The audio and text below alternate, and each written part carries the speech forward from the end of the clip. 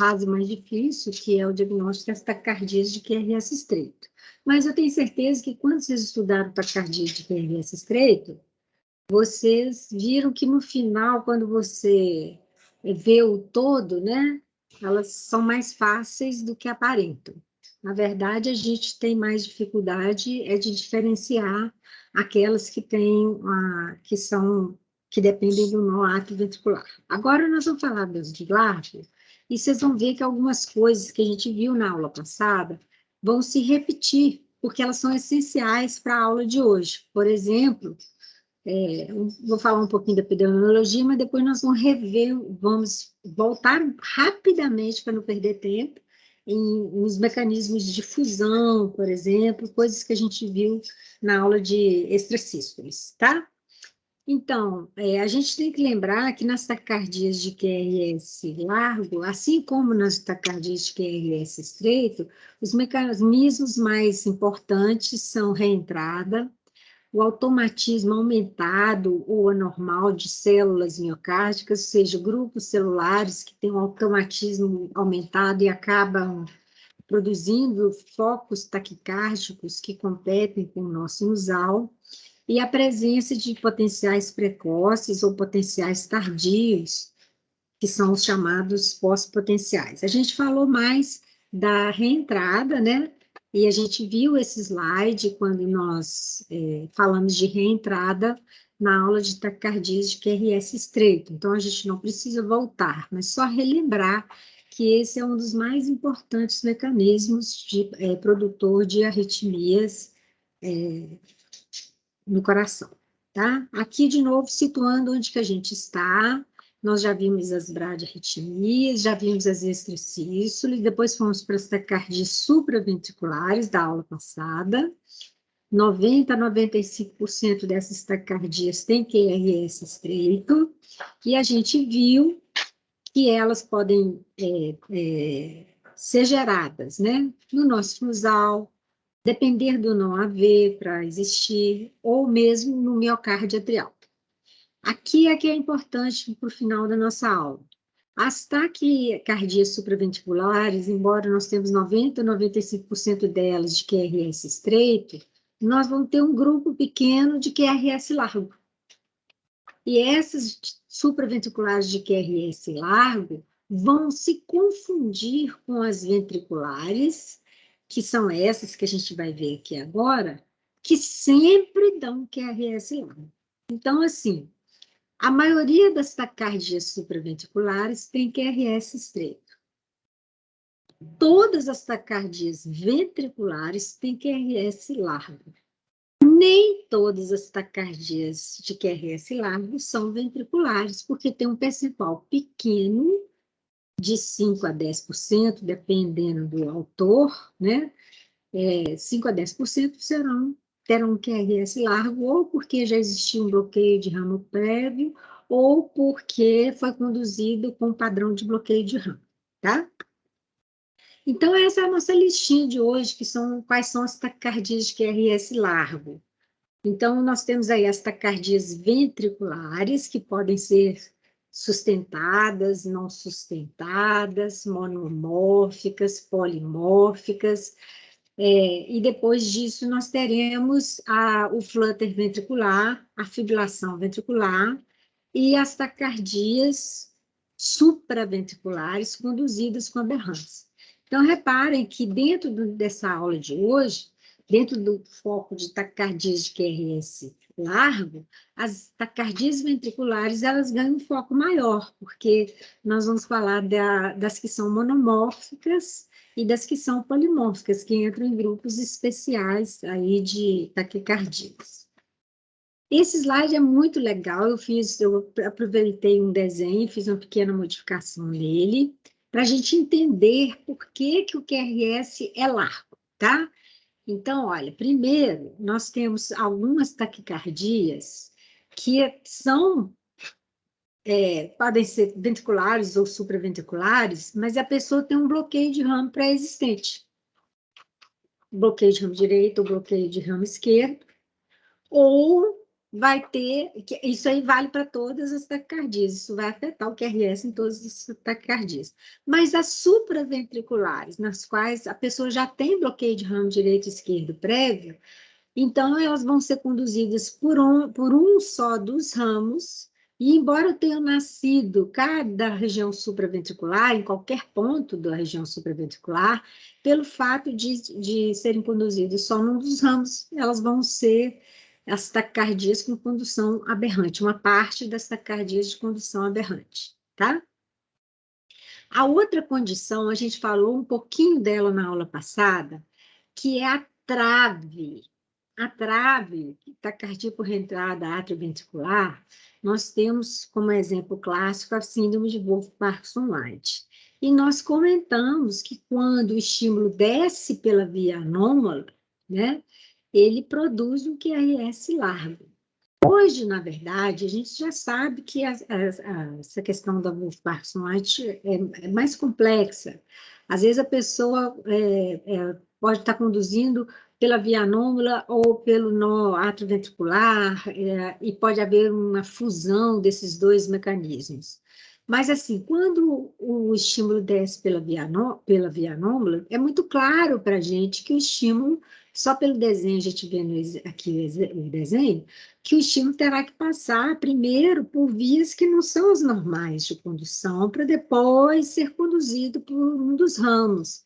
Então, essa trave, né, com a condução que, quando o estímulo desce pelo atalho, né, produz taquicardias de QRS mais largo. Essa é a principal taquicardia, essa é uma taquicardia que a gente tem alguma dificuldade de fazer a diferenciação com as taquicardias ventriculares.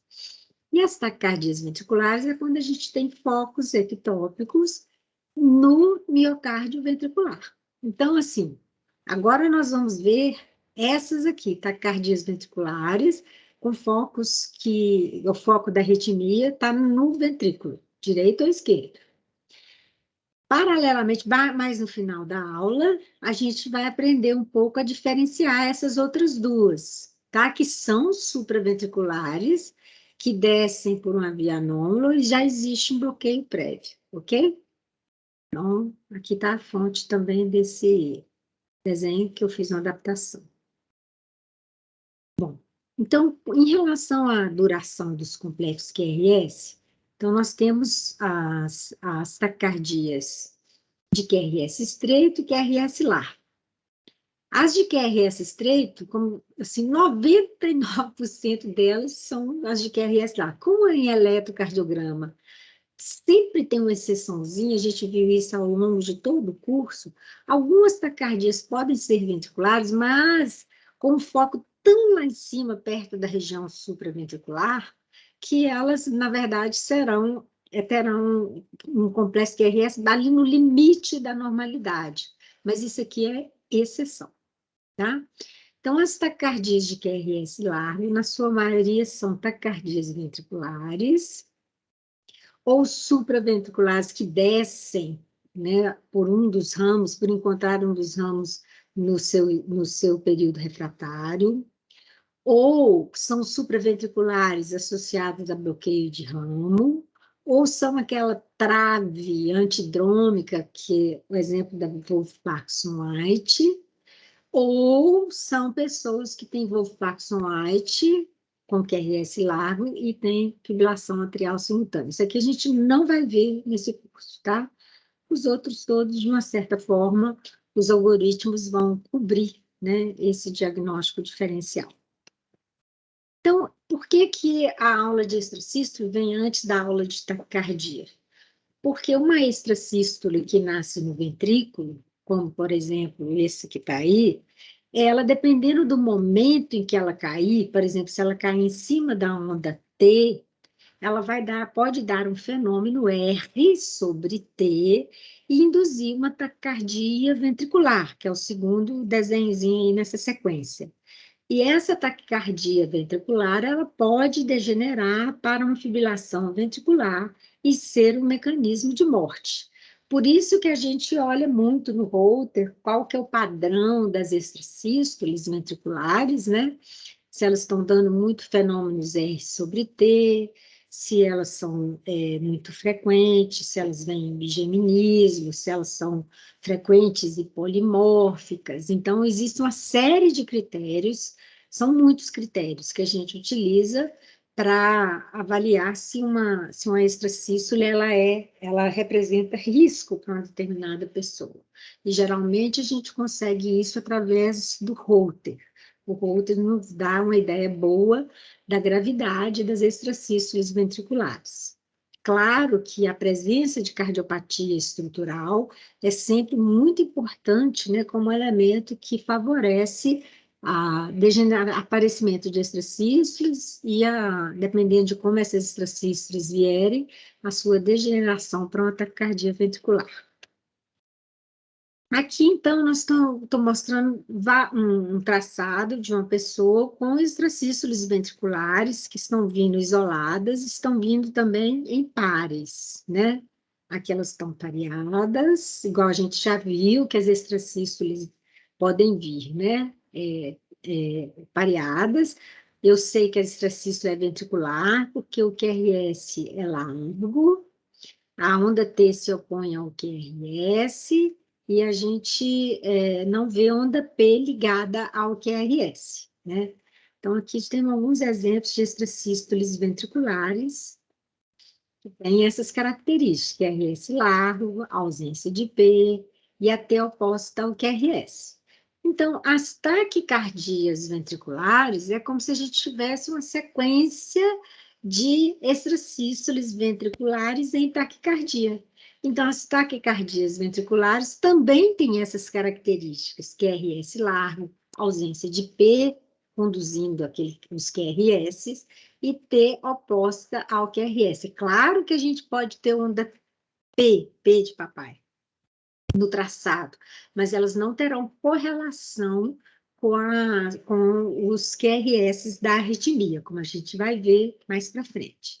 Outra coisa que a gente viu na aula de extracístole foi a questão que envolve o batimento de fusão ou de soma. O batimento de fusão, ele é um forte indicador, ele não é definitivo, tá, gente? Mas batimento de fusão é um forte indicador de que a taquicardia ou extracístole que a gente está vendo no eletrocardiograma é de origem ventricular. Por quê? Porque o batimento de fusão é exatamente a fusão de um batimento que nasce do ventrículo, que sobe, com um batimento supraventricular, geralmente sinusal, que desce. Então, nós temos uma colisão, praticamente, desses dois estímulos, e temos um batimento que é um híbrido entre o batimento de base e o da taquicardia ou da extracístole. Por isso que eu sempre estou fazendo a correlação da extracístole, da aula de extracístole, com essa aula aqui de taquicardias ventriculares. Nós já vimos isso. Exatamente esse slide com pequenas modificações. Então, aqui a gente tem, vamos começar de baixo, uma pessoa com ritmo de base sinusal, que tem uma extracístole ventricular desenhada aqui, que é bem larga, né? Não tem P, a T se opõe ao QRS, geralmente a pausa compensadora é completa. Aqui temos de novo o ritmo sinusal e temos um batimento estranho aqui, que é um batimento de fusão. Ele tem onda P e tem um QRS largo. Então, esse é o batimento de fusão. Essa mesma pessoa que tem uma extracístole ventricular, dependendo da circunstância, de várias circunstâncias, ela pode desenvolver uma taquicardia ventricular. Então, vamos ver aqui, ó. Aqui está o ritmo sinusal dessa pessoa sendo apresentado. E aqui, ó, batimentos, 3 batimentos em taquicardias. Na verdade, é um ciclo de 5 batimentos, interrompidos momentaneamente por um batimento de fusão. O que aconteceu aqui? A pessoa vinha em ritmo sinusal, está bem invertido aqui, mas vamos pensar. Ela vinha em ritmo sinusal, provavelmente teve uma extrasístole, entrou em um ataque cardíaco, olha, entrou com 2 batimentos taquicárdicos, aí, olha, o nó sinusal tenta recuperar, mas tem um batimento também ventricular simultâneo, isso gera um batimento de fusão e continua um ataque cardíaco, que nós vamos chamar de não sustentado. Então, esse aqui é só, nós já vimos esse slide na extracístole e estamos vendo agora na taquicardia para reforçar que existir batimento de fusão ao longo de um traçado, ao longo de um holter de 24 horas, é bastante sugestivo de arritmias ventriculares no traçado. Aqui, aquele algoritmo de escada, na verdade, se for olhar, o autor é Levine, mostrando aqui o nó sinusal, emitindo o estímulo que vai para o nó AV, que chega ao ventrículo, PQRST. Aqui, de novo, deu tudo certo, PQRST.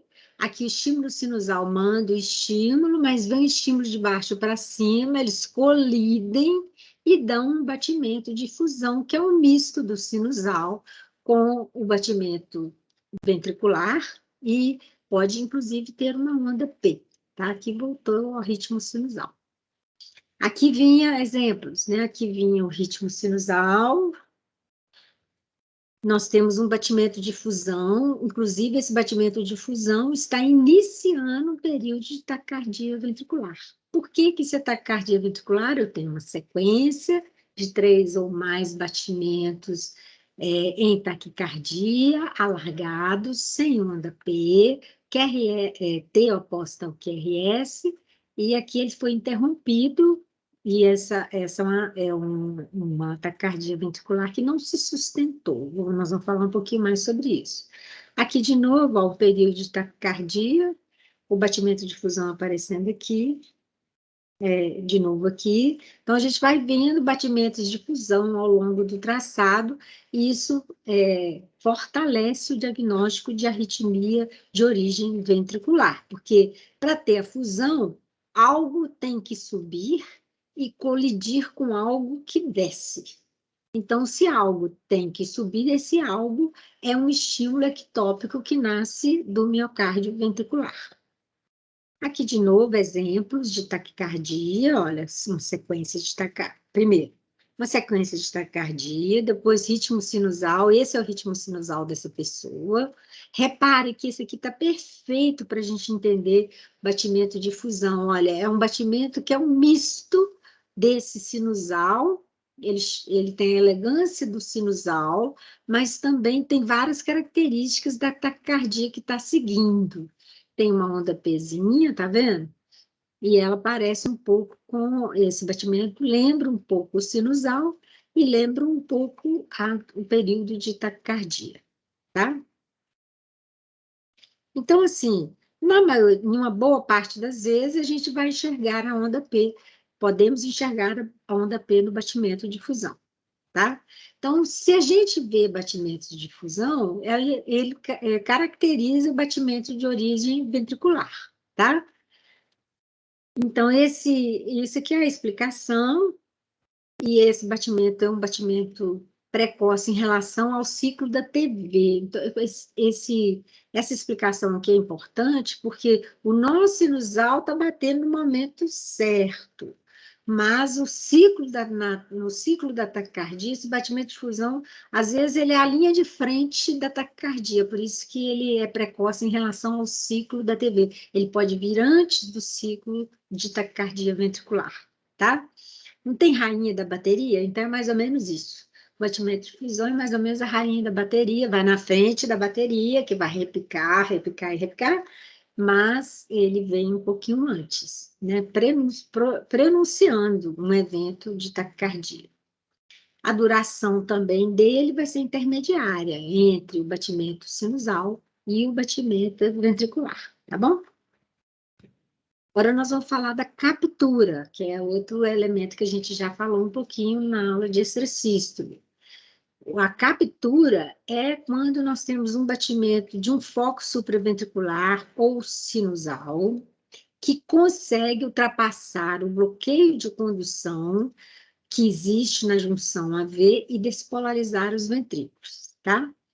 Então, o que que acontece? A pessoa está com o coração, está com ritmo de taquicardia ventricular, mas, momentaneamente, um batimento que vem do nó sinusal ou de qualquer região supraventricular consegue passar pelo nó AV, que achar uma brecha, né, no período refratário que está ocorrendo dentro do nó AV. Então, quando isso acontece, nós chamamos de captura. Então, captura pode ser sinusal ou pode ser de qualquer região supraventricular, tá? E esse batimento de captura, ele diferentemente, bom, a semelhança da fusão, ele tem, geralmente tem onda P, mas ele, se ele for no nó AV mais baixo, a gente não vai ver a onda P, tá? E ele vai aparecer com QRS estreito, muito parecido com o sinusal. Então, atenção, o batimento de fusão pode ter onda P, mas é sucedido de um QRS largo, intermediário entre o QRS sinusal e o QRS da extrasístole ou da taquicardia. Isso é fusão. A captura geralmente tem onda P, a não ser que o ritmo nasça da parte nodal mais baixa, e vai ter um QRS estreito, ok? Essa é uma diferença. E captura, o próprio nome indica, parece uma guerra, né? Você tem lá um período de taquicardia ventricular, um momento em que o nosso sinusal consegue passar as barreiras, opa, capturei, tipo assim, cheguei no território inimigo, vou acabar com essa taquicardia de uma vez por todas. Muitas vezes, realmente, essa captura é feliz, e aí o ritmo passa a ser normal após um fenômeno de captura.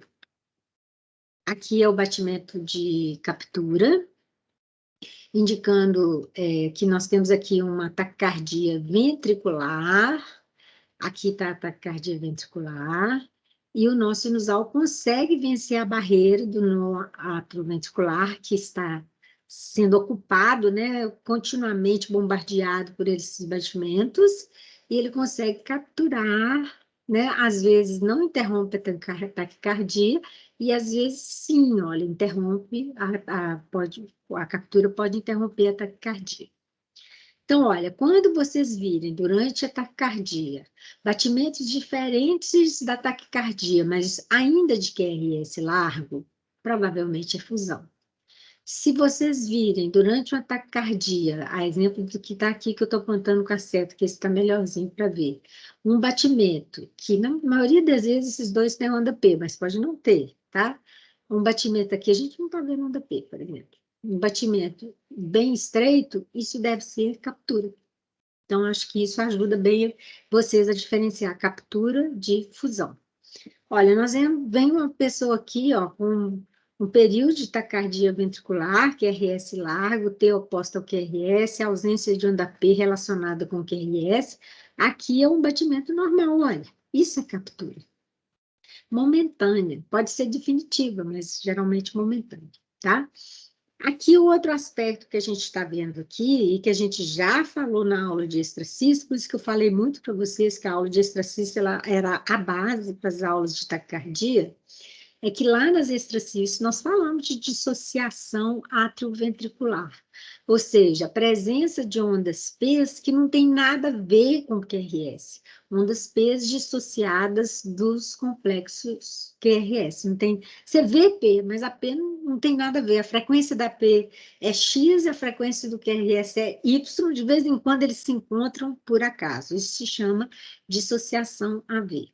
Então, nós acabamos de falar de 3 elementos muito importantes para que a gente analise durante uma taquicardia ventricular.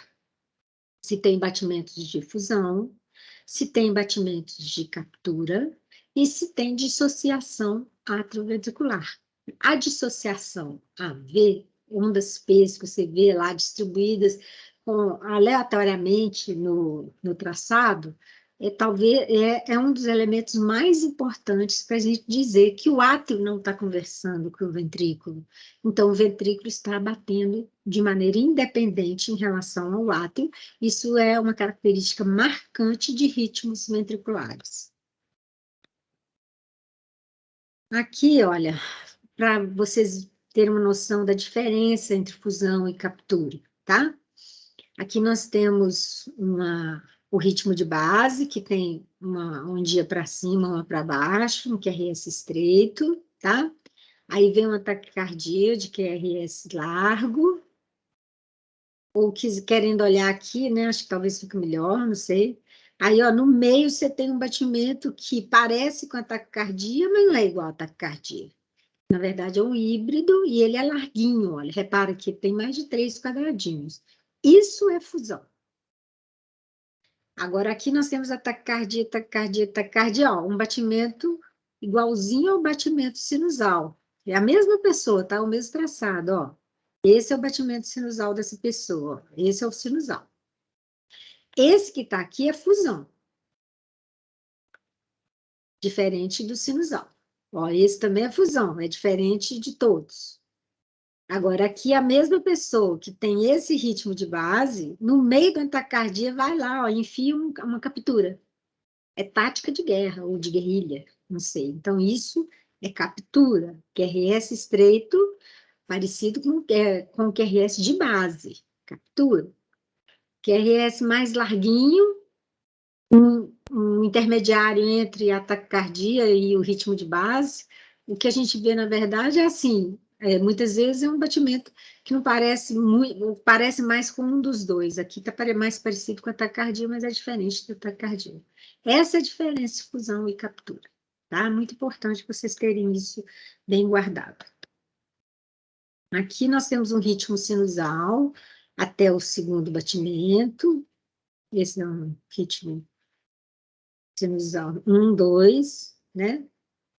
O terceiro aqui, ele é um híbrido, ou é um extracístole, ou parece um híbrido, porque logo depois, como nós já vimos na frase no slide anterior, que o batimento de fusão, ele é precoce em relação ao ciclo da taquicardia ventricular, ou seja, a rainha da bateria.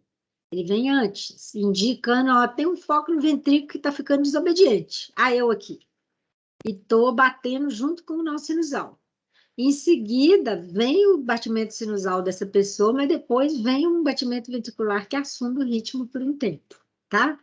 Então, isso aqui é bem interessante, está mostrando esses elementos que nos ajudam a fazer o diagnóstico, tá? Aqui é interessante também, que aqui é o sinusal, essa é a fusão, rainha da bateria, chega antes do batimento, da sequência, e olha o que aconteceu. Essa taquicardia, ela foi interrompida por um batimento de escape. Só que esse batimento de escape, né, ou captura, ele, na verdade, não é sinusal, ele é juncional. Ele é diferente, ele tem um QRS mais estreito e não parece nem com juncional, nem com ventricular. Esse traçado todo é muito interessante. Um outro conceito que eu já falei que é um dos mais importantes, então já falamos de captura, de fusão e de dissociação AV, né? Aqui eu vou falar melhor da dissociação AV. Então, aqui nós vamos ter um traçado de taquicardia, é ventricular, né? Um taquicardia de QRS largo, e aí você vai falar assim, ó, mas eu estou vendo onda P, ó, esse aqui é o ritmo sinusal da pessoa, é uma captura sinusal. Sequência aqui de batimentos. Captura, ó, sequência de batimentos. Aí a gente vai ver que a P está batendo no seu próprio ritmo. Olha, olha, o ritmo do sinusal, ele está perfeito, está na cadência certa. Quem está errado é o batimento ventricular, que não tem uma cadência certa. Então, quando vocês vão fazer a máscara da P, a máscara do QRS, vocês poderão notar com perfeição que o ritmo sinusal está lá batendo na sua cadência e que os outros aqui que são ventriculares, eventualmente a P cai antes do QRS. Mas não é porque essa P conduziu esse QRS, é porque coincidiu dessa P bater aqui, porque o ritmo está aqui, ó, normalzinho. Então, isso é dissociação atrioventricular. Aqui nós estamos vendo uma taquicardia ventricular com complexos de captura, né? E temos a dissociação AV, que são ondas P completamente dissociadas, sem diálogo com o QRS, tá?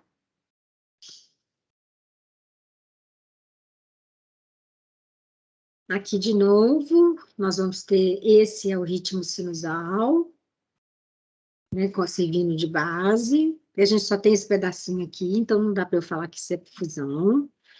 E aqui, ó, nós vamos ver que tem P's. Qual o ritmo da P? Tan, tan, tan. Então, se eu botar bolinhas, eu vou ver que o ritmo da P tá assim, normalzinho. Tá caindo, inclusive, depois dos QRS, quer dizer, o ventrículo está dissociado do ritmo sinusal, tá? Pronto? Deu dúvidas? Então, eu vou começar a falar da taquicardia ventricular sustentada e não sustentada, tá? Então, assim, por conceito, a taquicardia ventricular representa 3 ou mais batimentos de origem ventricular e, caracteristicamente, a frequência é alta, acima de 100, geralmente acima de 120. A gente sempre associa e deve procurar cardiopatia estrutural quando existe taquicardia ventricular, né? Pode estar associada a cardiopatias mais graves, e esses batimentos, caracteristicamente, tem o QRS largo, não tem P, tem onda T oposta ao QRS, no traçado pode aparecer batimentos de fusão, batimentos de captura e dissociação atrioventricular, que foram os conceitos que a gente acabou de falar. Aqui um exemplo, né, mostrando que aqui nós temos um ritmo sinusal, aqui um período de taquicardia ventricular, e lembrando a vocês que 3 batimentos consecutivos em taquicardia, num ritmo que vinha sinusal, já indica taquicardia ventricular, que nós chamamos de não sustentada, porque dura menos do que 30 segundos e não tem repercussões hemodinâmicas. Então, quando a gente vê uma taquicardia ventricular, que se parece muito com as extracístoles ventriculares, mas repetidas numa frequência alta, né? Com 3 ou mais, a gente pode analisá-la de vários aspectos. Pode ser de acordo com a morfologia do QRS, pode ser monomorfa ou monomórfica e polimórfica. Então, nós temos aí, igualzinho às extracístoles, essa classificação.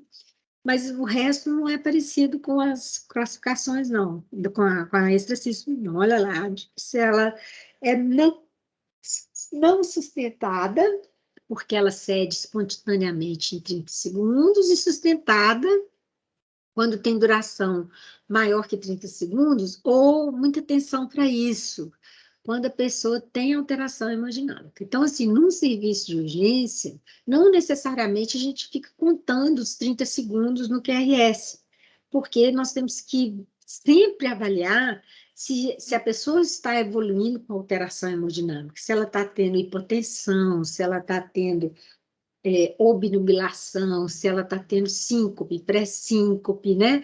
Então, assim, independente de quantos segundos durar, se tiver repercussão hemodinâmica, isso é o fator mais importante para a gente estabelecer condutas, tá? Então, o sustentada e não sustentada ajuda muito para a gente se posicionar quando é possível, mas no serviço de urgência, a alteração hemodinâmica costuma ser para o elemento mais importante para a gente assumir condutas, né? Elas podem ser esporádicas e podem ser crônicas recidivantes. Esporádicas, de vez em quando aparece, paroxísticas. Ou crônicas recidivantes, a pessoa que sempre tem períodos de taquicardia ventricular. Sempre pensamos em cardiopatia estrutural em presença de taquicardia ventricular. Aqui um ataque cardíaco ventricular, que a gente vai chamar de ventricular, porque são 3 batimentos, né, em taquicardia, que tem o ritmo sinusal, 3 batimentos já indica taquicardia ventricular. Qual característica? Vamos repetir: QRS largos, aberrantes, onda T de polaridade oposta ao QRS, ausência de onda P correlacionada com esses QRS. Aqui, presença de fenômenos de captura. Aqui nós temos até extrasístoles, né, aparecendo no traçado. Esse é o ritmo sinusal, um período de taquicardia, uma extrasístole diferente da taquicardia, seguida de outra extrasístole diferente também. Então, nós aqui teríamos um par de... Aqui não dá para ver tudo, mas seria um par de extrasístoles com morfologias diferentes, já indicando que existe taquicardia polimórfica, que existem extrasístoles polimórficas. E aqui, esse período de taquicardia corresponde a esse foco aqui da extrasístole. Aqui, ó, nós temos o período de taquicardia ventricular, aqui provavelmente é uma fusão, e aqui uma captura. Fusão precedendo, taquicardia ventricular, fusão no final, mas aqui, até porque teve a fusão, facilita a captura, tá? E aqui um período em que a gente só vê a taquicardia sem um elemento a mais diferente, né? E se durar mais de 30 segundos, então nós teremos taquicardia ventricular sustentada por definição. Então, sustentada, não sustentada, a gente define pela duração, né, como eu já disse, 30 segundos, ou presença de sinais de instabilidade hemodinâmica, né? E quando dura mais de 30 segundos ou causa instabilidade hemodinâmica, então é uma sustentada. A não sustentada dura menos de 30 segundos, não dá instabilidade hemodinâmicas, e vamos lembrar, a gente está falando isso desde a aula de exercício, 3 extrasístoles ventriculares consecutivas já definem taquicardia ventricular. Aí a gente tem os subtipos, né? A monomórfica, a polimórfica, que não é torsade, nós vamos falar de torsade. A polimórfica, um tipo dela que é torsade de Poin, e o ritmo ventricular acelerado, tá? Eu gosto de falar torsade de Pontes, que é aportuguesado, parecido com o jeito que a gente lê, mas é torsade de Pontes. Então, vamos lá. O diagnóstico da cardia ventricular, só lembrar da extracício ventricular, gente. Então, QRS largos, T oposto ao QRS, ausência de peso associadas ao QRS, né? Mais de 3 batimentos. Então, a frequência acima de 100, geralmente acima de 120 e geralmente abaixo de 220. Esse ritmo é um ritmo regular, ou então, se for, pode ser levemente irregular, que está vindo, se for de um foco só, né, ele vai vir mais regular. E a gente não vai ver as ondas, se a frequência estiver muito alta, a gente nem vai perceber P no traçado, não vai dar chance da gente ver a P. Mas se a frequência for mais baixa, a gente pode ver a P, como nesse exemplo que está aí, olha. Mas as P's não tem nada a ver com o QRS. Repare que a frequência da P, ó, tan, tan, tan, tan, tan, não tem nada a ver com a frequência do QRS. É claro que falar que isso aí é P na nossa prática, né? Isso exige prática. Porque vocês poderiam me perguntar assim, isso aqui eu sei que é P, isso aqui você está falando que é P, aqui também você está falando que é P, mas por que isso aqui não é P, né? A pessoa poderia ter dúvidas sobre esses montinhos adicionais que estão aqui. A gente tenta fazer a máscara da P e achar uma certa ritmicidade da P para a gente não se perder nesse processo de procurar a dissociação AV, que é um elemento muito importante para o diagnóstico da taquicardia ventricular. Quando o átrio e o ventrículo não estão conversando entre si, dissociação AV, então indica que tem um ritmo que está nascendo no ventrículo. Por isso a dissociação AV é tão assim valorizada no diagnóstico da taquicardia ventricular. Mas não se esqueçam que quando a taquicardia é muito rápida, as ondas P vão ficar escondidas dentro dos QRS da taquicardia, a gente não vai ver. A gente vai ver as ondas P dissociadas quando a taquicardia ventricular for um pouco mais lenta, tá? Aqui está uma taquicardia de QRS bem largo, reparem assim, esse do meio e do final estão mais fáceis da gente ver. E aqui está sendo mostrado duas ondas peso. Olha que dificuldade, né? Não são ondas peso muito claras. Então, e esse ritmo aí, ele não está assim tão taquicárdio, tá, até que está bastante, mas o autor consegue discernir aí duas ondas P's. Então, assim, um exercício contínuo diante de taquicardias de QRS largos realmente é encontrar dissociação a ver, com P's que de vez em quando aparecem troçados, sem nada a ver com QRS, mas com seu ritmo próprio. Procurar batimentos de fusão e procurar batimentos de captura. Essas três coisas, elas têm que ser continuamente procuradas diante de taquicardias de QRS largo, para a gente ter mais elementos para dizer que isso é uma taquicardia ventricular e não uma supraventricular que está descendo por um ramo só, ou seja, com condução aberrante ou condução anômala, são os dois nomes que são usados para isso. Aqui de novo, QRS largo, uma taquicardia de QRS largo, ó, QRS bem largo, tá, gente? É isso tudo aqui. QRS virando praticamente 2 quadradões quase, né? T oposta ao QRS. Tudo indo bem, né, no reino da Dinamarca, e aí aqui a gente tem um batimento que é um batimento de fusão, lembra um pouco, a gente não está vendo aqui o ritmo sinusal, mas seria algo que lembrasse um misto entre um batimento normal, com QRS estreito, e um batimento alterado, com QRS largo. Então, Professora, olha, sempre procurando isso, a gente fica antenado. Fusão, importantíssimo. Nem sempre a gente vai ver a captura. Dissociação a ver, importantíssimo. Nem sempre vamos ver a dissociação AV nas frequências muito altas. Pode falar. eu volto de novo naquela dúvida de identificar, por exemplo, onda P. Nesse caso aí, essa voltinha aí para baixo, poderia desconfiar se ela é uma onda P ou não tem nada a ver? Assim, você está lembrando daquelas taquicardia que a pelinha vem depois do QRS, né? Não é isso? Sim, você poderia Olha, desconfiar, sim. Você poderia desconfiar que isso aqui poderia ser uma onda P depois do QRS, sim. Importante seria você ver que o QRS ainda está meio alargado, ele é mais largo, ele não é estreitinho. Por isso que eu acho que a sua dúvida se resolve de uma outra maneira. Ter o olhar de que esse batimento não é inteiramente normal, ele tem uns 3 quadradinhos. Então, ele não é um batimento da taquicardia supra.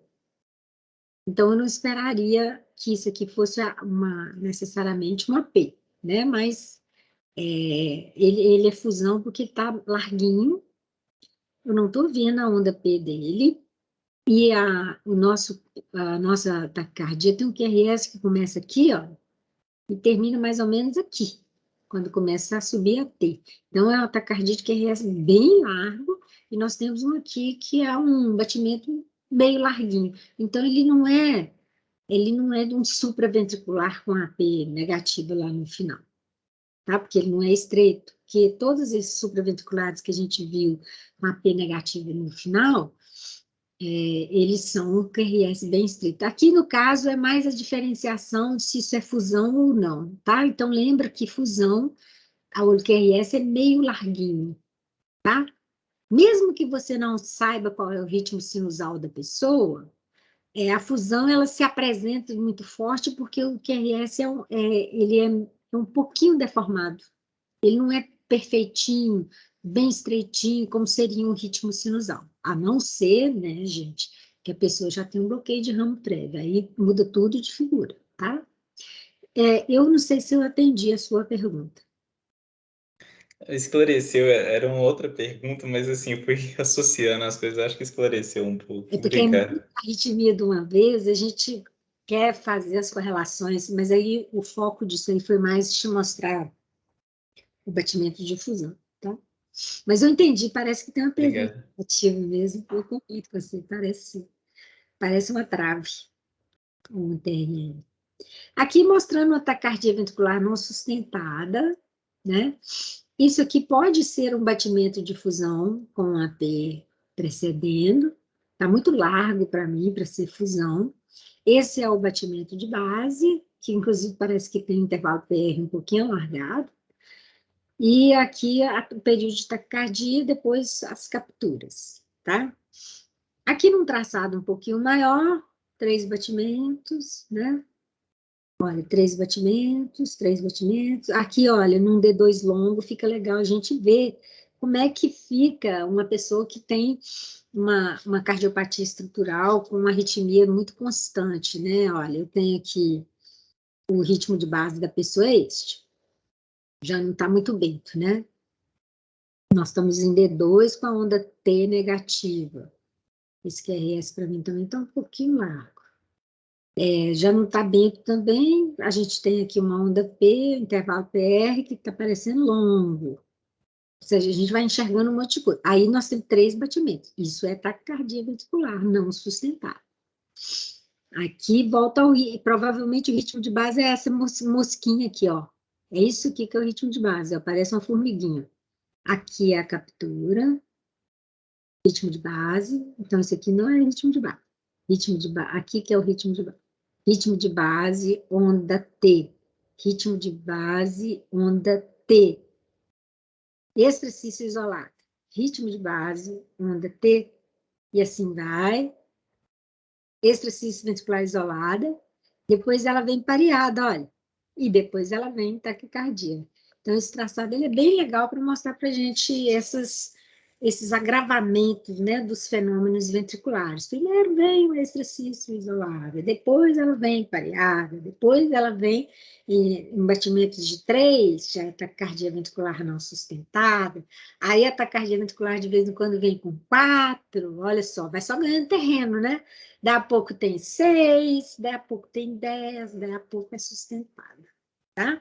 Só para vocês entenderem como é que a gente tem que prestar muita atenção. Nem sempre num eletro que a gente faz assim de repouso, a gente vai ver todos esses elementos. Por isso que muitas vezes, quando a gente vai investigar um caso, né, nós vamos precisar do Holter para analisar melhor. Aqui nós temos uma taquicardia ventricular polimórfica, não sustentada, e tem 4 complexos. E desses, eu gosto de mostrar esse aqui, porque desses 4 complexos, esses primeiros 2 provavelmente são de um foco, e os segundos 2 são de outro foco, tá vendo? Então, ela é polimórfica porque ela tem pelo menos 2 focos nítidos, ritmo de base, ritmo de base, ritmo de base. Aqui eu tenho a taquicardia ventricular, que na verdade funciona como se fossem 2 pares, né? Esse primeiro par é de um foco, esse segundo par é de outro foco. Muito interessante, né? Aqui a gente está vendo, ó, de novo a mesma coisa, e vendo que a pessoa também tem extracístoles ventriculares isoladas no traçado. Então, essa aparente singeleza, né, das extracístoles ventriculares isoladas no traçado, embora possa vir em pessoas saudáveis, em condições que não indicam doença cardíaca, em outras condições elas vêm indicando doença cardíaca estrutural. Então, aqui neste caso, nós temos taquicardia não sustentada polimórfica, 2 focos. Agora, para quem nunca acredita numa taquicardia sustentada, trouxe um Holter aqui, para ninguém botar defeito, né? A pessoa já tinha uma taquicardia sinusal, deve cair um fenômeno R sobre T aqui, não dá para eu ver direito, mas vamos imaginar que caiu, ao tempão que deu, ó, estava sendo registrado todo esse período de taquicardia, olha, até que acontece um fenômeno de captura e o nosso sinusal recupera o ritmo, ó, aqui de novo começou uma extracístolezinha isolada, olha bem como é que a coisa acontece. Capturou, capturou, capturou, capturou, capturou. Olha, aqui vem uma taquicardia ventricular polimórfica, olha, um batimento para cima, 2 para baixo, já são 3, isso aqui é taquicardia ventricular sustentada. Capturou de novo o ritmo, 3, Esse último parece diferente dos dois primeiros, taquicardia ventricular não sustentada, pode ser polimórfica, tá vendo? Então, uma pessoa que não vai evoluir bem, ela pode ter esse tipo de traçado no Holter. Uma extracístolizinha aqui, por exemplo, né, isolada. Depois vem par, como eu disse, é uma sequência, pode ser uma sequência de agravamento, tá? Aqui de novo, nós temos o ritmo de base, que não se alterou, mas começou aqui uma taquicardia ventricular, que a gente tem que imaginar que ela está sustentada, que ela está continuando aqui, tá? Aqui, claramente, uma taquicardia bem igualzinha, monomórfica, ou monomorfa, como vocês quiserem dizer. E aqui o ritmo de base inicia uma taquicardia bem bagunçadinha, né? Períodos de um jeito, mais regulares, e outros mais irregulares. Isso é uma taquicardia polimórfica. Bagunçou demais, é polimórfica. Aqui, ó, para lembrar a importância da gente procurar os complexos de fusão, captura e dissociação AV, tá?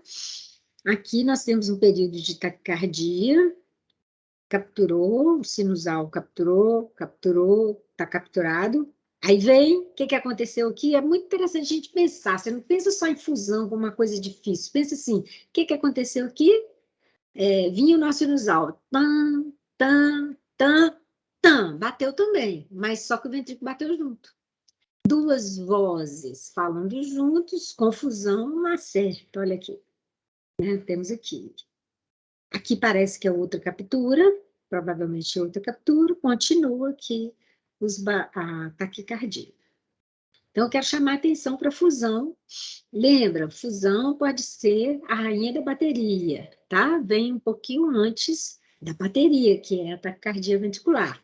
Mas pode também vir no meio, e pode ser um episódio final de uma taquicardia, tá?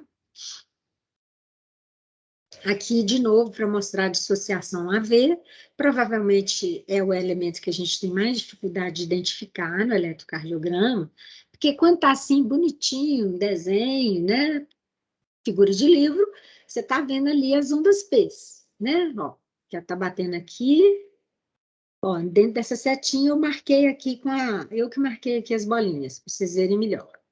A setinha seria a onda P, marquei aqui para vocês verem que tem um ritmo de P, P, ó, é aqui. P, batendo aqui, ó. Depois a P bateu aqui. Então, você já teria aqui o ritmo da P e já teria condições de ver que tem uma P aqui dentro desse QRS. E uma P até caindo logo depois de uma T. Isso é figura de livro. A gente consegue ver bem. Uma taquicardia irregular, mais difícil a gente ver. Taquicardia muito taquicárdica, mais difícil de ver. Então, assim, a dissociação AV é muito poderosa. É um elemento muito poderoso para diagnosticar a taquicardia ventricular.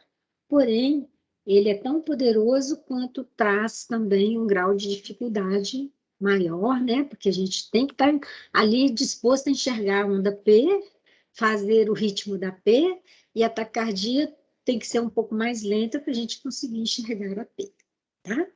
Se vocês querem bagunça, é essa aí. Eu sei que vocês adoram baguncinha, todo mundo adora. Aqui nós temos uma polimórfica, tá? Aqui a gente está vendo batimentos meio caóticos, principalmente nesse pedaço aqui. Então, a gente tem batimentos largos para baixo, ó, tá claro aqui, para cima, depois cada um com uma morfologia. Então, isso aqui é uma taquicardia ventricular polimórfica, tá? No caso, era um caso de uma doença cardíaca isquêmica, segundo o autor do livro que eu tirei esse traçado. E, obviamente, taquicardia ventricular polimórfica, mais grave, o tratamento por sempre desfibrilação, né? Com choque.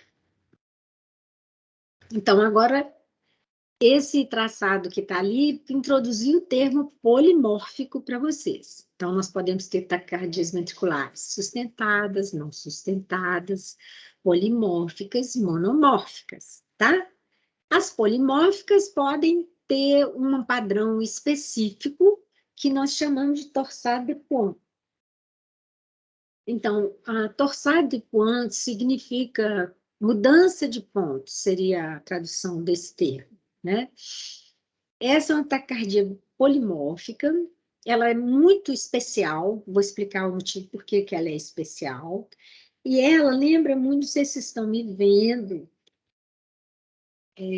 ela lembra muito, aqui a gente teria, não sei se vocês vão ver o fio, aqui nós teríamos a linha de base, né? E ela chama mudança de pontos, que ora a taquicardia vai para cima da linha de base, como se você fosse brincar de pular corda, tá? E tem hora que você põe a corda para um lado e depois põe a corda para o outro. Põe para um lado, põe para o outro.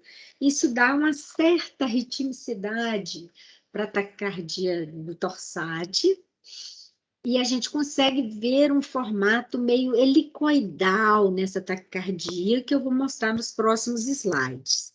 Essa taquicardia, a torsade, ela é uma emergência, porque é uma taquicardia polimórfica e é mecanismo de morte. Então, ela é aquela taquicardia que a gente tem que o paciente tem alteração hemodinâmica e vai morrer se deixar da própria sorte.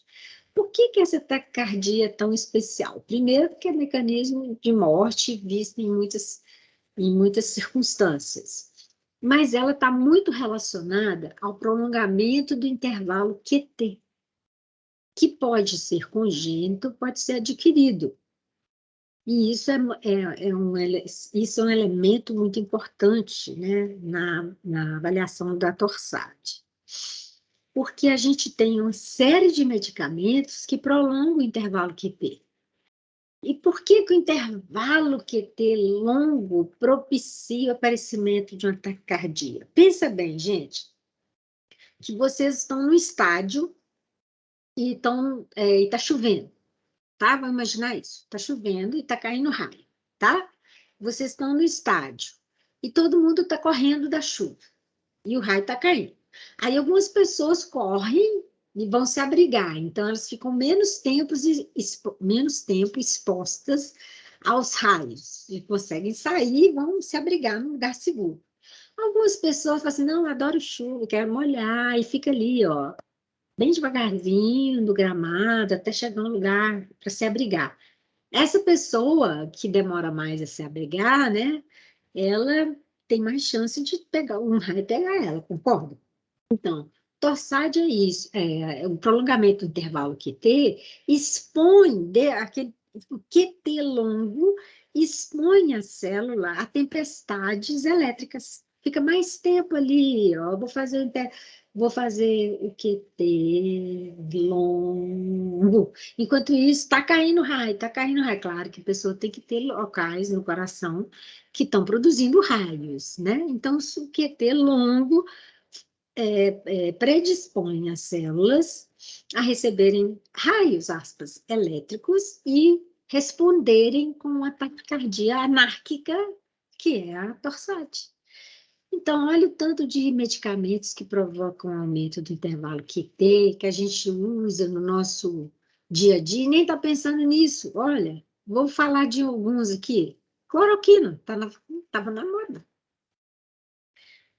Antidepressivos tricíclicos também, né? Nós estamos num período de muito uso de antidepressivos. Tem outros antidepressivos que aumentam o intervalo QT.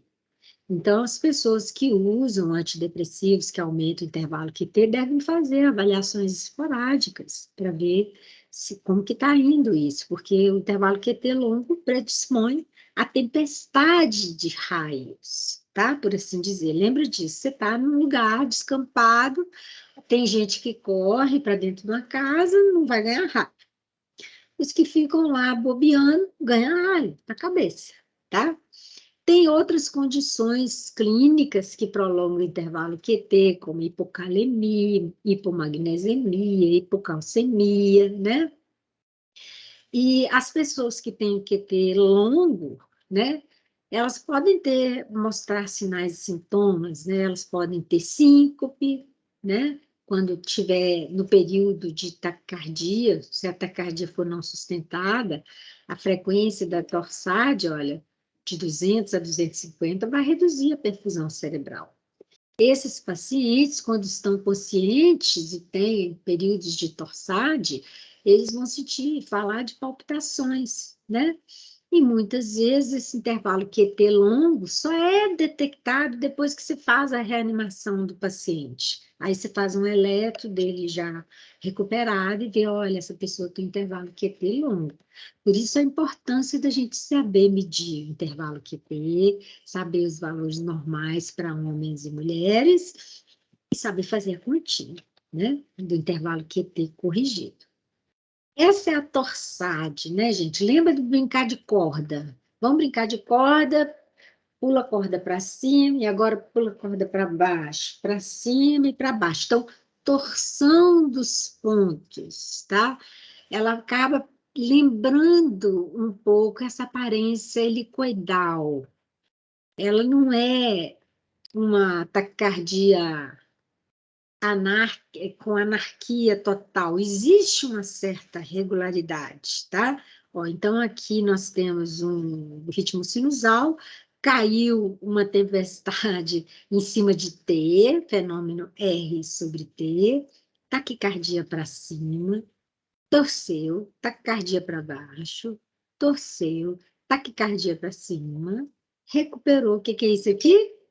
Captura. Ok? Não lembra muito, tem esse desenho assim, às vezes na internet parece perfeito, olha que maravilha. Parece perfeito, não parece? Mas não é tão facinho assim quando não tem alguém para mostrar, tá? Eu acho que os melhores desenhos são esses aqui. Mas esse eu gosto porque ele mostra essa torção dos pontos, que nem sempre é tão perfeito, tão fácil de visualizar. Lembra, gente, independente de ser homem ou mulher, valores de QT corrigido acima de 550 são de alto risco para desenvolvimento de torsade e morte súbita, mesmo em indivíduos jovens, tá? Esses pacientes são candidatos à cardioversão elétrica, obviamente não sincronizada. Onde cair tá ok. Agora vamos falar do QT longo congênito. Nós temos muitas formas de síndrome de QT longo congênito, são mais de 10 formas. Eu trouxe aqui só para ilustrar, vocês não são obrigados a saber isso, mas é importante vocês saberem que o QT longo pode ser congênito, adquirido, pode dar torsade morte súbita, atenção, para QT corrigido acima de 550. Pelo menos isso. Essa sequência, sim, é importante. As síndromes de QT longo congênito são divididas só para aumentar a visão geral de vocês. Nós temos, desculpa, tem 3 grupos, o tipo 1, que é LQT1, só vou falar dela, mas para vocês entenderem que é mutação de gene, né? E esse gene codifica a corrente de potássio, que é adrenérgico sensível. A LQT2 é outro gene, olha. Aí codifica o canal de potássio. LQT3, mutação desse gene aqui, não vou ficar repetindo, vai prejudicar a inativação rápida do canal de sódio, tá vendo? Tudo isso aqui são grupos, né? Essas formas são herdadas como doença autossômica dominante, mas a penetrância incompleta. Isso aqui é só para ilustrar isso. Então, vamos resumir. Torsade de Pointes é uma taquicardia ventricular polimórfica, é mecanismo de morte, produz morte súbita. Ela é importante porque ela pode ser congênita ou adquirida. A congênita são mutações de genes, né? E a adquirida está no nosso cotidiano, com muitos medicamentos que podem dar QT longo. Então, QT longo predispõe a um fenômeno R sobre T, que predispõe ao torsade, que pode levar à morte súbita, tá? Lembrando a sequência do raciocínio. Fechamos taquicardias polimórficas. Agora nós vamos falar de uma taquicardia lenta. Ela é meio idiosincrásica, assim, é meio estranho você falar de uma taquicardia lenta, né? Como é que é uma taquicardia lenta, né? Essa daí chama RIVA, ritmo idioventricular acelerado. Tem nome de mulher, é benigna e tem mais, é muito bonitinha. A RIVA, ela é uma taquicardia mais lenta e porque ela tem uma frequência ventricular, presta muita atenção, acima dos ritmos usuais do ventrículo. Os ritmos usuais do ventrículo têm uma frequência habitual de 30 a 40. E a RIVA tem uma frequência de 40 a 100, por exemplo. Aí você pode falar, mas como é que isso é taquicardia? Se 40 a 100, pode ter 60. Por isso que ela é chamada de taquicardia lenta. Mas é a taquicardia lenta quando a gente compara esse ritmo, né, essa frequência, com o ritmo natural do ventrículo, o marcapasso natural do ventrículo, que é muito baixo, de 30 a 40, né? Então, essa taquicardia lenta, ela é bonitinha, parece um traçado, como ela é lenta, a gente enxerga ela inteirinha, olha, QRS largo, teopócito QRS, ausência de P. E aí vai, olha, QRS largo, teopócito QRS, ausência de T, P. E aí vai, né? Essa arritmia, ela então é definida pela presença de 4 ou mais complexos consecutivos, geralmente monomórficos. A frequência fica entre 40, 100, até 120, né? E é provocado por automatismo. Essa arritmia, ela se diferencia da taquicardia ventricular habitual pela frequência. Na verdade, ela é uma taquicardia ventricular lenta. Nós chamamos de RIVA, ritmo idioventricular acelerado, tá? E essa arritmia é chamada de arritmia de reperfusão, porque ela costuma acontecer nos pacientes infartados que fazem os procedimentos de reperfusão miocárdica, e essa taquicardia aparecendo é um sinal de sucesso da reperfusão. Olha que lindinha que ela é. Eu gosto de mostrar aqui em D2, olha que maravilha de arritmia. Você vê tudo dela, olha a perfeição, né? Ela é toda perfeitinha, mais ou menos isso, olha, bem perfeitinha, uma frequência bem regular, toda bonitinha. Você pode até procurar aqui umas P's, não sei, aqui deu a impressão que era uma P, olha. Mas eu tô viajando um pouco na maionese. Só para mostrar que é um ritmo regular, a frequência, se for medir aqui, deve dar, acho que dá uns 4 quadradões, né? Então, isso aqui deve dar uns 75, dos 80 batimentos. Isso é taquicardia lenta para o ventrículo. Cuidado com o referencial. O referencial é o ventrículo. Por isso que chama taquicardia lenta. Ela de novo aqui, bonitinha, depois do ritmo sinusal. Aparece aqui a riba, com 3 batimentos, né? Então, aqui as P's são imperceptíveis, se for visível, está dissociado, igual a taquicardia, qualquer uma taquicardia. Isso é uma taquicardia ventricular lenta, só isso, chama RIVA. Pode ter, igual a qualquer taquicardia ventricular, pode ter batimento de fusão, começando ou terminando a arritmia. Como eu disse, é visto na fase de reperfusão do miocárdio isquêmico. Geralmente ela é benigna, né? A gente não precisa usar antiarrítmico, né? E ela, como não, arritmia não maligna, ela não compromete o quadro hemodinâmico e não piora o prognóstico do paciente. Pronto, podemos, então já vimos tudo de taquicardia ventricular. Podemos ir para o flutter e fibrilação ventricular para terminar esse módulo da aula. Se vocês têm perguntas? Eu estou indo bem devagarzinho, não sei se vocês estão notando. Eu não quero ficar igual uma taquicardia na última aula, tá? Eu quero ficar como uma riva na última aula. Vamos falar então do flutter ventricular, tá? O flutter ventricular, ele é uma taquicardia mais regular, com uma frequência de 300, quer dizer, impossível, assim, é uma dificuldade grande de perfusão, né, cerebral com 300 BPM, e não existe intervalos, né, entre batimentos consecutivos. É isso aqui. Eles falam assim que o flutter ventricular tem um aspecto sinusoidal, lembrando aqueles capilares sinusoidais, né? Tem esse aspecto sinusoidal mais regular, que você nem diferencia aqui a T do QRS, né? Isso aqui é a flutter ventricular. Mas se vocês tiverem dificuldade de definir flutter de taquicardia ventricular, eu acredito que o melhor caminho é vocês contarem a frequência. Então, o flutter fica numa frequência em torno de 300. A taquicardia ventricular fica numa frequência que vai, em média, até 250. Nós temos uma zona de sombra aí, tá? Para definição de flutter ou de taquicardia ventricular. Aqui, de novo, ó, esse aspecto sinusoidal ocorre por causa da frequência.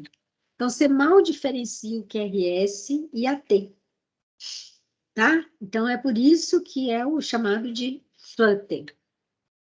Então, olha, os complexos QRS-T se fundem numa onda larga, ampla, né? Elas são muito semelhantes entre si, a frequência é rápida, geralmente perto de 300, mas nós temos uma zona de sombra. Só um minutinho, gente.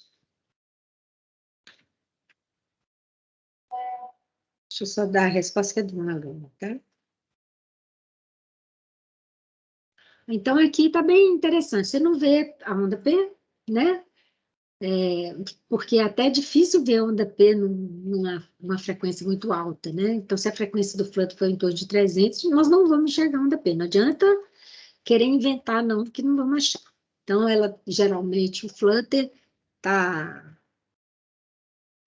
associado com doença, né, estrutural, infarto, as insuficiências cardíacas, as miocardiopatias, tá? Então, procurar causas é importante. Olha o flutter aí. Frequência alta. Esse é desenhado, de baixo desenhado, de cima não. De baixo é claramente desenhado. Tem uns programas que conseguem imitar, né, várias arritmias, tá aqui.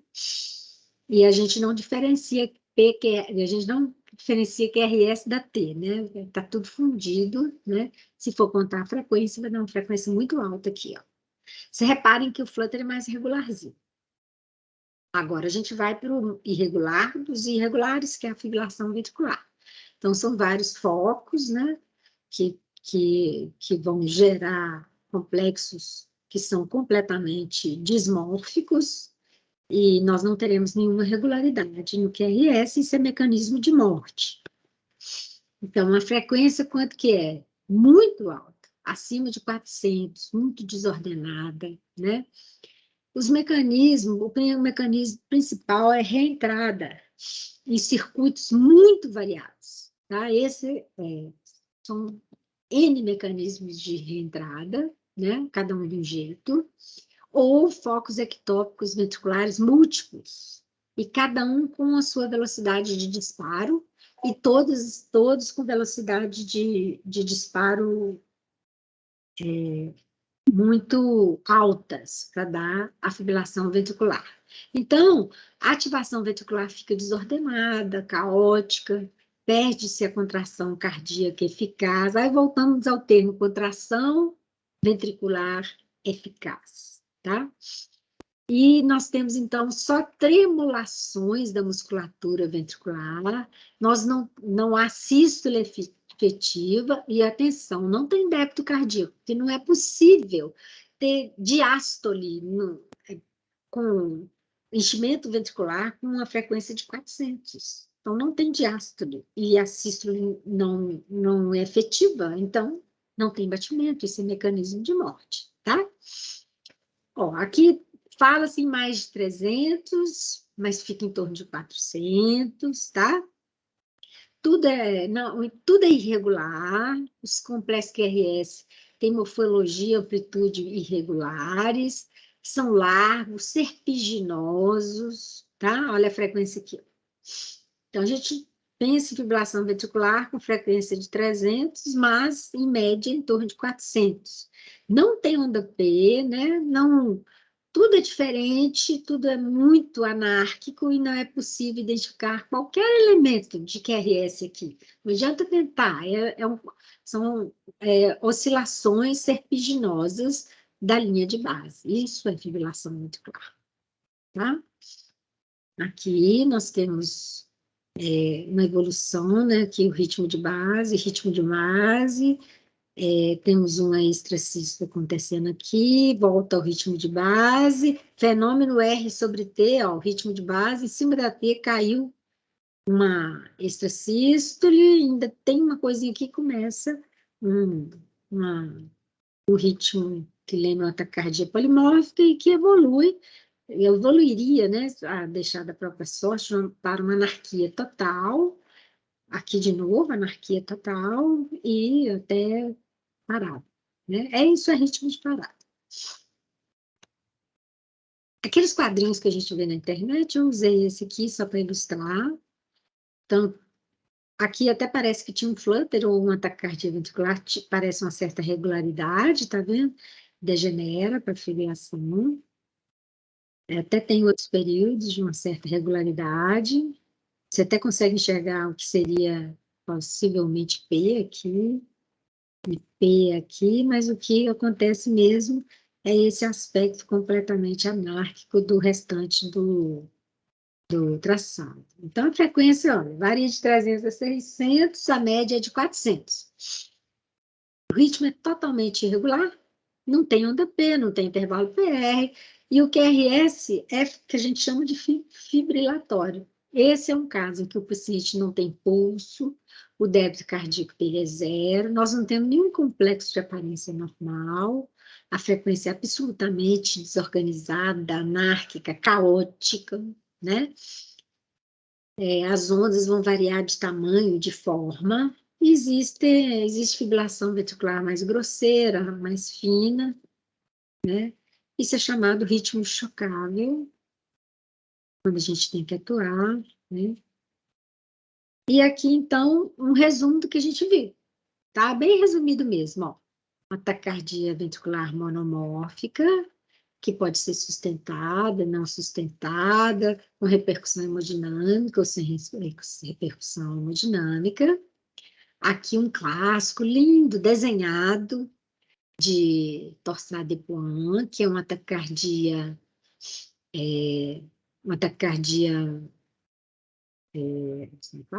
com, que muda de torção de pontos, né? É grave, associado a intervalo QT longo.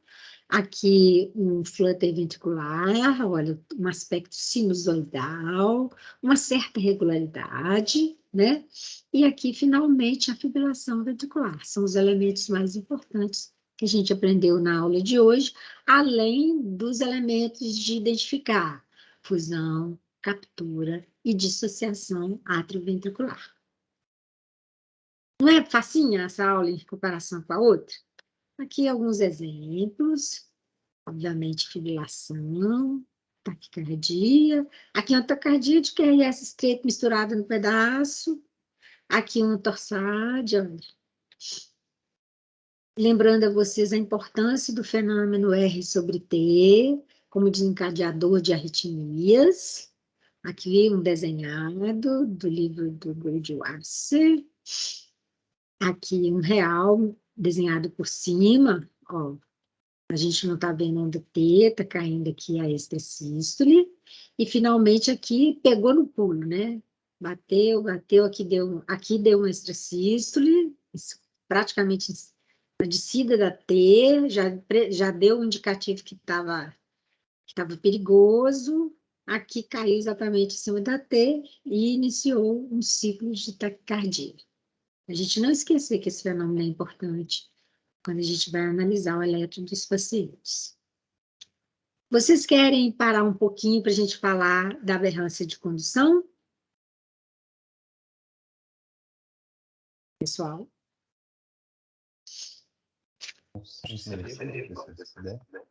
Posso? Sem problema nenhum. Estamos aqui, temos ainda alguns slides, tá? Mas não são esses todos que estão aí mostrando, não. Eu sempre... Vocês conhecem DNA lixo? Esse termo, DNA lixo? É que na evolução, vários pedaços de DNA vão sendo, vai juntando, fazendo coisas boas, coisas ruins, vai tendo uma lixeira de DNA lixo.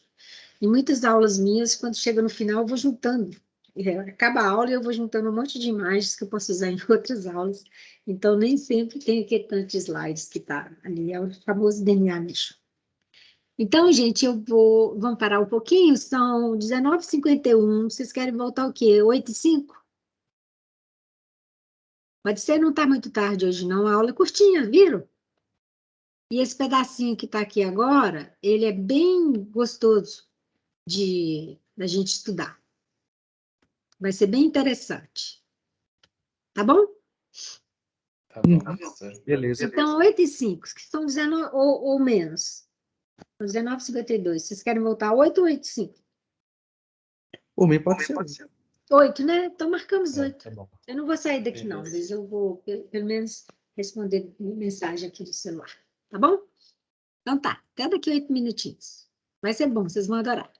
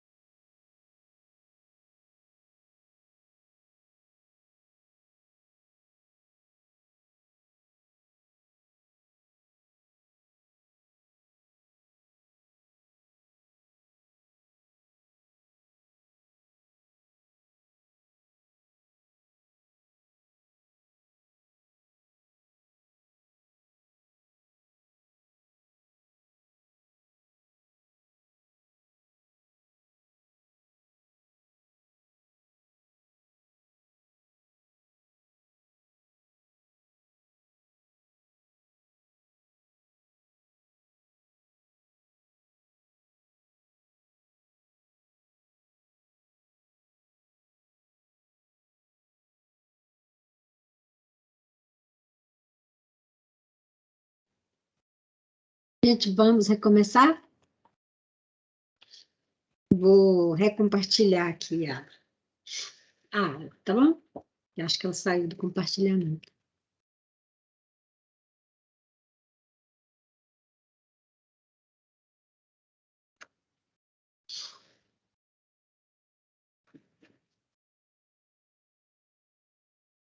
Então, agora nós vamos para a aberrância de condução, ok? Então, vamos lá, que é fácil.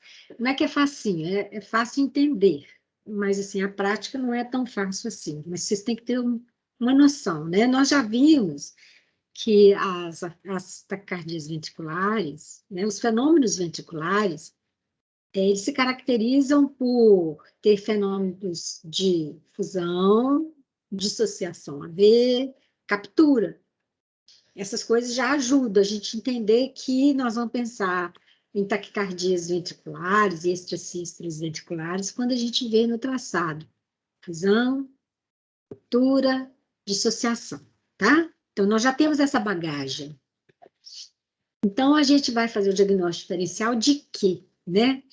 Das extrasístoles ventriculares e taquicardias ventriculares, das extrasístoles e taquicardias supraventriculares com aberrância de condução. É isso que a gente precisa aprender.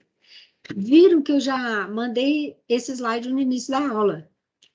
Quando é que o QRS é largo? A gente acabou de ver, quando é taquicardia ventricular. QRS largos, T oposto ao QRS, fenômeno de fusão, captura e dissociação AV. Pronto, já chegamos aqui. A outra condição que o QRS é largo é quando é uma taquicardia supra, mas que há uma via anômala de condução, quando o estímulo desce pela via anômala. Isso gera um QRS largo, porque o estímulo tem que passar inicialmente pelo tecido muscular. Mais ou menos, não exatamente isso, mas isso.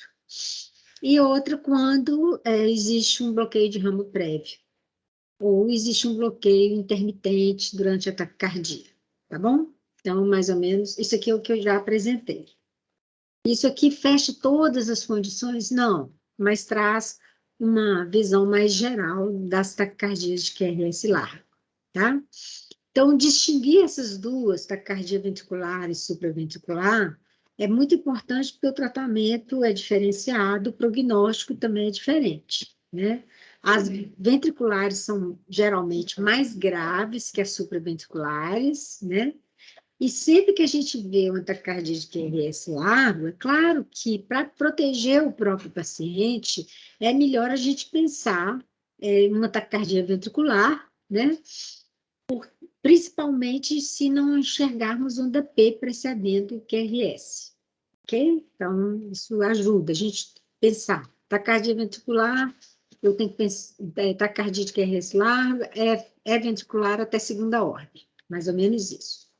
Aí existem alguns critérios que são critérios que a gente usa, assim, olhou lá no traçado, esses critérios de Hellens, né?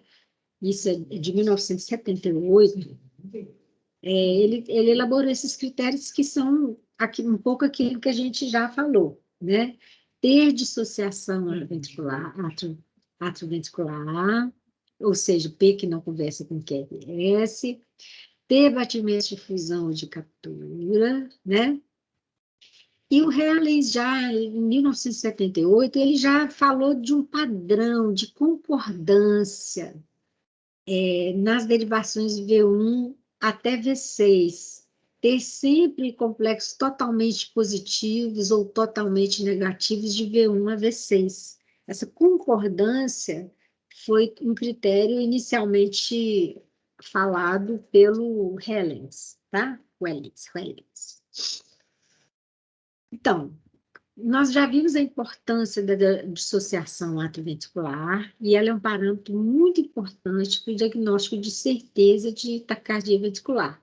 Mas a gente não vai ver a dissociação AV em alguns casos, por vários motivos. É um deles que a gente acabou de ver, que é quando a frequência é muito alta, a gente não enxerga a onda P, né? Outras porque a forma de condução da taquicardia ventricular também impede que a gente veja a onda P. E mesmo quando existe dissociação AV, ela não é tão fácil assim da gente ver, né? A gente tem que acreditar muito que pequenas verruguinhas lá no eletrocardiograma são onda P. Então, não é tão fácil assim. Por isso que a dissociação AV, embora seja um critério muito poderoso, é um critério um pouco difícil de seguir, exige muita experiência, então a gente tem que lançar mão de outros critérios, né? O outro é batimento de fusão e de captura, está muito presente nas taquicardias ventriculares, né? Então, a gente já falou disso, não precisamos perder tempo aqui, né? Aí nós vamos usar um algoritmo que foi proposto por Brugada em 1991, e ele faz 3 perguntinhas. Cada perguntinha já te manda para a taquicardia ventricular, tá? Então, assim, a primeira pergunta é se tem ausência de complexos do tipo RS de V1 a V6. Ausência de complexo com positivo e depois negativo. Se não tiver o complexo com R e com S, né? Se não tiver, você pensa e trata como taquicardia ventricular. Tá vendo? Eu pus um coraçãozinho ali. Isso já pode ser considerado taquicardia ventricular e você vai desfibrilar o paciente. Mas aí você não conseguiu ver esse critério, não tem, eu ainda estou inseguro. Isso não está claro para mim. Aí você vai medir o intervalo RS, né, numa derivação de V1 a V6. Se esse intervalo for maior do que 100 milissegundos, né, ou 2,5 quadradinhos, mais ou menos, a diferença entre o R e o S, então você é um QRS muito largo e a grande chance é de que seja taquicardia ventricular. Vai lá e vai desfibrilar. E, finalmente, o critério mais difícil, que é de ver, né, que é a dissociação AV. A gente se pergunta e olha lá no ELEC se tem ou não dissociação AV. Se não tiver dissociação AV, pode não ser taquicardia ventricular, mas também eu posso só não estar vendo, né? Aí eu vou usar outros critérios também. Mas se tudo for não, é taquicardia supraventricular com aberrância. Se tudo for sim, é taquicardia ventricular. Lembrando que cada sim desses te leva à conduta. Tá claro isso? Se isso aqui for sim, você já desfibrila. Se isso aqui for não, mas este for sim, você vai desfibrilar.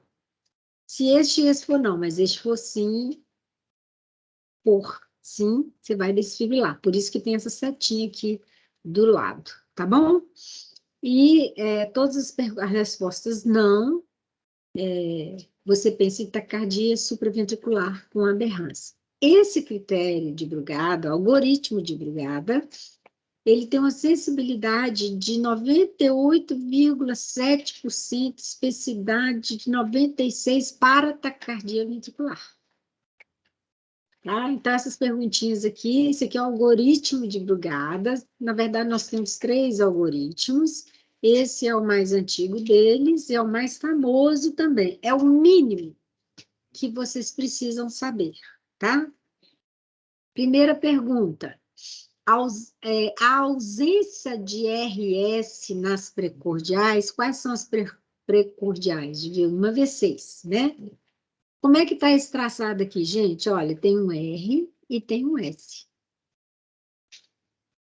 Tem R e S em V1, tem R e S em V2, e nessas duas aqui tem RS.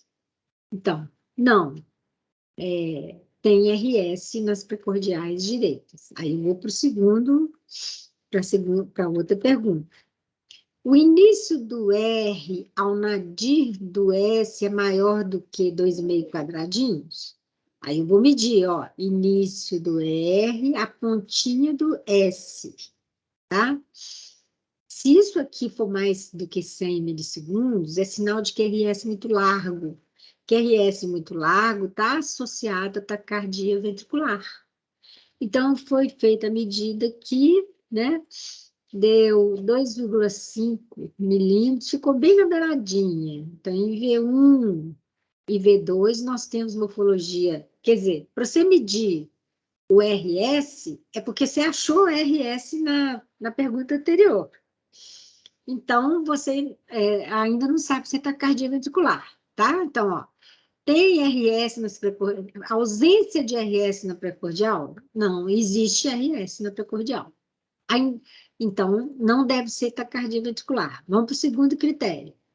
O QRS é muito largo, ou seja, do início do R ao nadir do S é maior que 100, aí, de novo, não. Em V1, aí eu tive que medir o início do R até o nadir, a pontinha do S, tá? Aí eu fui lá e medi. Eu medi e vi que não é maior que 100 milissegundos.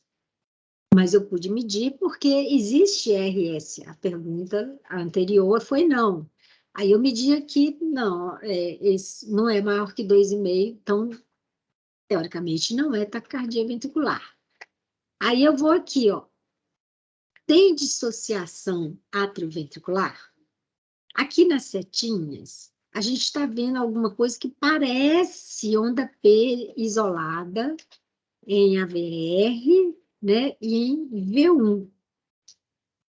Mas a gente não acha outras ondas P, assim, nós não temos certeza da dissociação AV. Então, a gente usou o algoritmo de Brugada e a gente continuou na dúvida se o que a gente tem é taquicardia ventricular. Aí nós vamos olhar os critérios morfológicos, tá?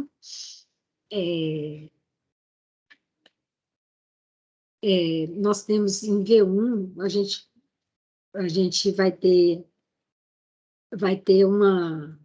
critérios morfológicos, porque eu vou mostrar, na verdade, eu não mostrei ainda, esse slide está um pouquinho fora de ordem, e nós vamos ter um elemento aí que fala de taquicardia, eu vou mostrar os morfológicos em seguida, tá? Então, vamos saltar isso para eu mostrar os morfológicos daqui a pouco. Aí nós temos um outro algoritmo, é por isso que eu achei interessante vocês fazerem alguns exercícios de algoritmo, tá? Esse algoritmo de Vereke, ele é muito interessante de usar, porque ele é de 2007 e analisa apenas a VR. Olha que legal. Então, em vez de você ficar aqui tanto de perguntas de Brugada, você vai lá na VR e vai direto ao ponto, tá? Então, olha, se tiver um R inicial em AVR, aí, se sim, R inicial em AVR, olha, você já achou, é TV. Olha que interessante. Então, você já fechou. R inicial AVR, sim, TV. Aí, R inicial AVR, não. Aí, tiver uma Q inicial maior que 40 milissegundos, aí sim, se em vez de R tiver Q, sim, já é TV. Né? Se essa R inicial for maior que 40 milissegundos também, né? Isso ajuda. O não vai sempre caindo aqui, olha. Você vai olhando só a VR. Então, esse algoritmo é muito interessante, porque você concentra numa única derivação. Ele é muito famoso, que é o de Vereke, você analisa só essa derivação. Aqui, por exemplo, olha, tem R inicial em AVR. Aqui em AVR nós temos R inicial, sim, ó, que é R e depois S. Se o R é R e S, se tem R em AVR, já caiu na taquicardia ventricular, tá? Já ajudou o diagnóstico de taquicardia ventricular. O problema do critério de Brugada, do algoritmo de Brugada, é que ele não diferencia aquela trave antidrômica, que é uma das que a gente faz o diagnóstico diferencial. Então, a gente precisa de critérios complementares, e esses critérios complementares têm a ver com a morfologia do QRS, tá? Então, se você olhou lá em V1 e o QRS tem um padrão de bloqueio de ramo direito, ou seja, o complexo é positivo, tá? Em V1, então, o que que acontece? Eu vou olhar V1 e vou ver a morfologia em V1. Se a morfologia for parecendo um M, o primeiro M é maior que o segundo, isso fala a favor de taquicardia ventricular. Se for só uma perna do M, também fala a favor de taquicardia ventricular. Então, olha, primeiro M maior que o segundo, isso é um tipo que a gente chama de orelha de coelho, tá? Esse tipo de complexo. Aqui, no caso, duas orelhas de coelho, com a primeira maior que a segunda, aqui só uma orelha de coelho, tá?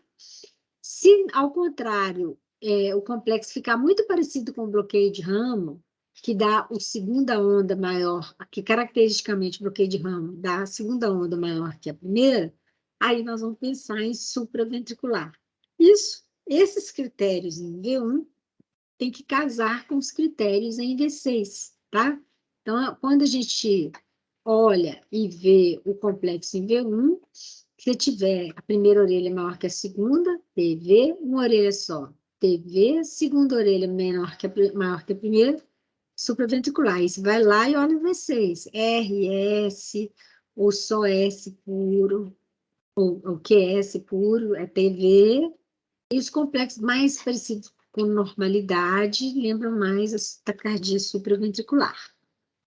Aqui nós temos esses quadrinhos que vão ficar à disposição aí na gravação, de como para vocês enxergarem melhor os complexos, os critérios morfológicos, tá? Então, vou chamar atenção para aqueles que indicam taquicardia ventricular. Então, a primeira orelha é maior que a segunda, orelha pura, complexo começando com Q em V1 favorece taquicardia ventricular, tá? Ter o complexo QS em V6, taquicardia ventricular. Ter um complexo R com AS muito profundo em V6, taquicardia ventricular também. Como que a gente decora isso, né? Aqui, olha, mostrando a orelha de coelho, à esquerda. Uma orelha só, orelha, desenhei a orelha aqui do lado, para vocês verem. Duas orelhas, com a primeira maior que a segunda, né? Aí eu não achei um coelho que tivesse uma orelha maior que a outra, do jeito que a gente queria. Aí eu desenhei a orelha aqui para vocês não esquecerem. Taquicardia ventricular, quando eu tiver dificuldades, eu olho a morfologia em V1, né? Se tivesse complexo em M, a primeira orelha maior que a segunda, aí nós vamos pensar na taquicardia ventricular, tá? E se for uma taquicardia por aberrância de condução, então, nós temos aqui a segunda orelha maior que a primeira, tá? Então, lembra muito uma raposinha, porque eu tenho uma onda S mais profunda. Eu desenhei aqui para vocês acreditarem que parece uma raposinha, dois olhinhos da raposa e o focinho. E lembra que no bloqueio de ramo direito, esse tipo de morfologia é o mais comum, ter a segunda onda maior do que a primeira, tá? Então, esses critérios aqui, eu peguei desculpa, eu peguei a raposinha e fiz a segunda pergunta, a segunda orelhinha maior que a primeira, para vocês guardarem, e a morfologia do focinho, que é muito proeminente quando é com a supraventricular com aberrância, tá? Gente, eu estou desconfiada que eu pus o algoritmo de Brugada errado aqui, tá? Então, depois vou deixar isso, eu vou verificar com calma, que eu faço uma variação do algoritmo de Brugada. Aí eu vou verificar com calma se eu pus certo ou errado e vou colocar o certinho no Teams para vocês, ok? Então, lembre-se que nós podemos usar o algoritmo de Brugada, de Veracay. Veracay tem essa vantagem de olhar só uma derivação. Brugada você tem que olhar, fazer 3 perguntas, tem que olhar várias derivações, né? E Veracay fica só com uma. Aí, eu vou pedir aos monitores para postarem outros casos e analisando a taquicardia de acordo com esses 2 algoritmos, um pouquinho de experiência em aplicar os 2 algoritmos. Mas, se eu tiver colocado de madrugada errado, eu posto certinho para vocês lá no Teams, tá? Vou olhar agora, logo depois da aula. Vou pôr o certo, e aí vocês, para não ficar, que não tem jeito de eu mudar a aula agora, eu estou desconfiada que eu botei o algoritmo modificado. Perguntas, gente?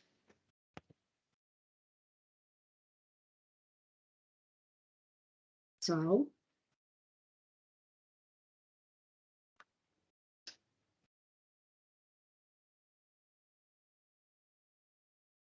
Bom, então aqui nós estamos finalizando o nosso curso.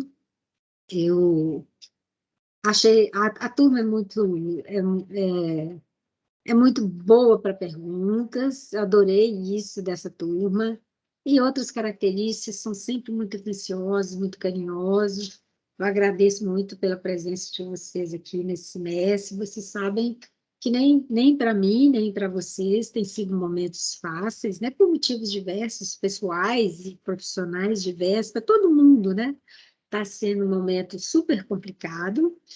Eu tentei adaptar o máximo possível esse curso ao formato virtual, né, o ensino remoto. Ele pode melhorar, vocês podem dar sugestões, falar com os monitores, olha, fala com a Rosália, que assim acho que ficaria legal. Pode dar sugestão, vocês vão enriquecer muito o curso e vão me ajudar muito a tornar o curso melhor. Então, agradeço muito os que ficaram até agora, que são 18, 17, e deixo um abraço bem grande para vocês e nos encontramos na próxima aula, que será a nossa último encontro que vai ser a avaliação final, tá bom? Um abraço bem grande, gente, e apertado para vocês.